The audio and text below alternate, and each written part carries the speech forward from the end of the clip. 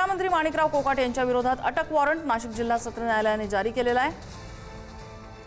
नाशिक जिल्हा प्रथम वर्ग न्यायालय न्यायमूर्ती रुपाली नरवडिया यांनी ही कारवाईचे आदेश दिलेत। ॲडव्होकेट अंजली दिघोळे राठोड यांनी या अटकेची मागणी केलेली होती। माणिकराव कोकाटे यांच्या मंत्रिपदासह आमदारकी धोक्यात येणार हे आता जवळपास निश्चित झालेलं आहे। शिक्षेला स्थगिती मिळवण्यासाठी कोकाटे उच्च न्यायालयात पोहोचलेत। अगदी थोड्याच वेळात या प्रकरणावरती सुनावणी होईल।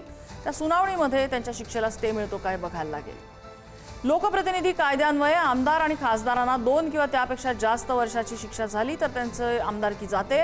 चारा घोटाळा प्रकरणातल्या शिक्षेनंतर लालू प्रसाद यादवांनी त्यांची खासदारकी गमावलेली होती। 2013 मध्ये काँग्रेसचे राज्यसभा खासदार रशीद मसूद यांना MBBS जागा घोटाळ्यात सदस्यत्व गमवावं लागलेलं होतं। 2019 मध्ये हमीरपूरचे भाजप आमदार अशोक कुमार चंडेल यांना जन्मठेप झाल्यामुळे त्यांना सदस्यत्व गमवावं लागलं होतं।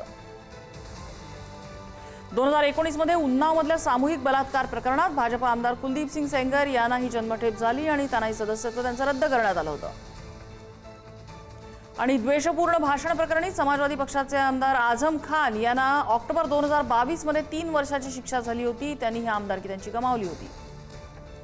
नागपूर जिल्हा बँक घोटाळा प्रकरणी डिसेंबर 2023 मध्ये काँग्रेस आमदार सुनील केदार यांना 5 वर्ष शिक्षा झाली आणि त्यांची आमदारकी त्यामुळे रद्द झाली होती।